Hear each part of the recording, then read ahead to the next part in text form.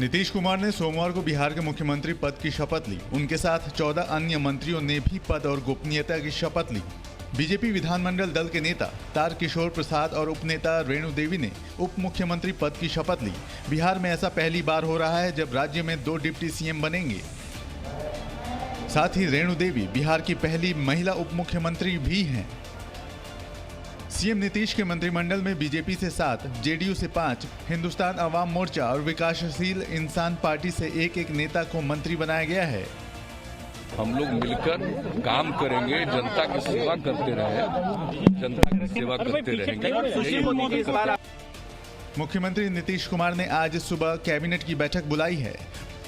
वहीं सूत्रों के मुताबिक 23 नवंबर से विधानसभा का पहला सत्र बुलाया गया है। सूत्रों का कहना है कि यह शीतकालीन सत्र 27 नवंबर तक चलेगा। कोरोना का असर देश के त्योहारों के बाद अब संसद के शीतकालीन सत्र पर भी पड़ता दिखाई दे रहा है। 1 मिनट में पूरी खबर आपको दिखाते हैं।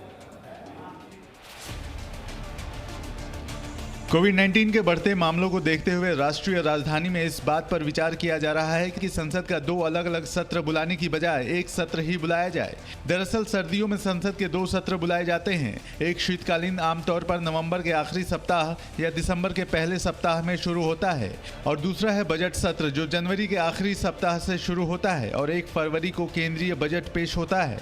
मगर इस बार कोविड के बढ़ते मामलों को देखते हुए सरकार इस बात पर विचार कर रही है कि 2 की बजाय एक ही सत्र बुलाया जाए। हालांकि इस बात पर अभी विचार किया जा रहा है। इसी वर्ष कोविड के कारण मॉनसून सत्र को भी 8 दिनों तक काम कर 24 सितंबर को समाप्त कर दिया गया था। अधिकारियों की पूरी व्यवस्था के बावजूद कई सांसदों और संसद स्टाफ के सदस्यों को कोरोना पॉजिटिव पाया गया था। इससे पहले कोविड-19 महामारी के बढ़ते खतरे के बीच इस वर्ष के शुरू में बजट सत्र भी रद्द कर दिया गया था। Reconstruction of the bank. PDP अध्यक्ष महबूबा मुफ्ती ने एक बार फिर केंद्र सरकार को धमकी दी है। 1 मिनट में ये पूरी रिपोर्ट आपको दिखाते हैं। सोमवार को जम्मू कश्मीर की पूर्व मुख्यमंत्री महबूबा मुफ्ती ने पहलगाम के उस इलाके का दौरा किया जहां जम्मू कश्मीर प्रशासन की ओर से जंगलों पर अवैध कब्जा करने वालों के घर ढहा दिए गए। इस मौके पर महबूबा मुफ्ती ने केंद्र सरकार पर आरोप लगाया कि वो जानबूझकर ऐसा कर रही है। नाजायज तरीके से जो हमारे नोमैड्स है, गुजर बकरवाल, जिनके दादा अजदादा यहाँ रहते थे, इनको खदेड़ा जा रहा है। जैसे डोमिसाइल लॉ इन्होंने ख़त्म कर दिया हमारा, तो पूरे मुल्क से ये लोगों को यहाँ लाना चाहते हैं और मगर जो यहाँ के रहने वाले उनको खदेड़ना चाहते हैं। साथ ही उन्होंने केंद्र सरकार को धमकी भी दे दी कि ऐसी कार्रवाई के नतीजे बहुत बुरे होंगे। आई थिंक कि इनको जबरदस्ती धकेला जा रहा है कि ये कोई सख्त कदम उठाने के लिए मजबूर न हो जाएं। इसके नताइज आपको बहुत ही ज्यादा खतरनाक भुगतने पड़ेंगे। इससे पहले पीडीपी अध्यक्ष युवाओं को हथियार उठाने जैसी नसीहत भी दे चुकी हैं। जम्मू कश्मीर में होने वाले डीडीसी चुनावों को लेकर राजनीति तेज हो गई है। 1 मिनट में ये खबर देखिए। जम्मू कश्मीर में होने वाले डीडीसी यानी डिस्ट्रिक्ट डेवलपमेंट काउंसिल के चुनाव में कांग्रेस गुपकार गठबंधन के साथ चुनाव लड़ने जा रही है। हालांकि सीटों के बंटवारे को लेकर किसी भी पार्टी के बीच समझौता नहीं हो सका है।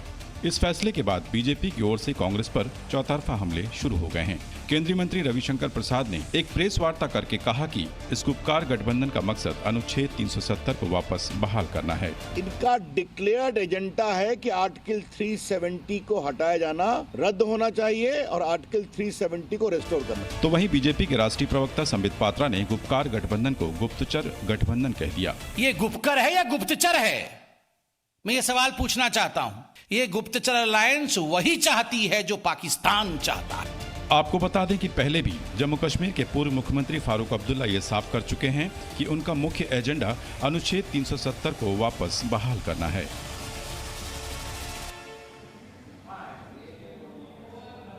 कांग्रेस नेता कपिल सिब्बल के पार्टी नेतृत्व पर उठाए गए सवाल को लेकर नई राजनीति शुरू हो गई है।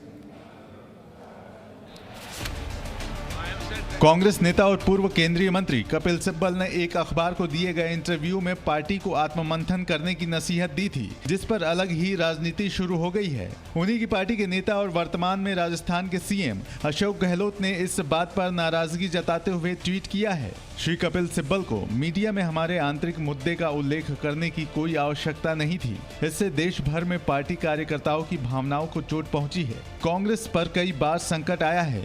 साल 1969, 1977, 1989 और 1996 में भी, लेकिन हर बार हम अपनी विचारधारा, कार्यक्रमों, नीतियों और पार्टी नेतृत्व में दृढ़ विश्वास के कारण मजबूत हुए।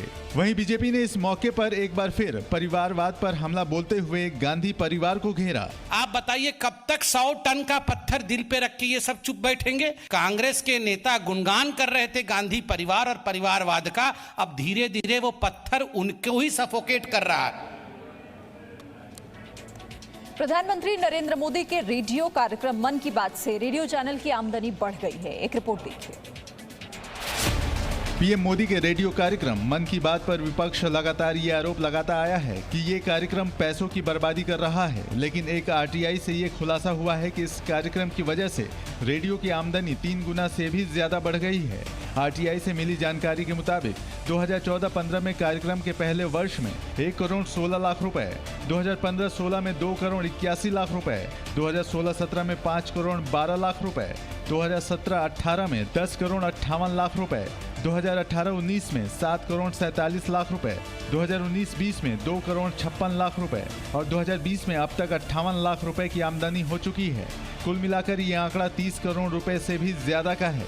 वहीं इस कार्यक्रम पर आए खर्च की बात करें तो अब तक साल 2014-15 से 7 करोड़ 29 लाख 88,765 रुपए खर्च हुए हैं। हैरानी की बात तो ये है कि अभी तक टीवी या अन्य साधनों द्वारा विज्ञापन पर एक पैसा भी खर्च नहीं हुआ है।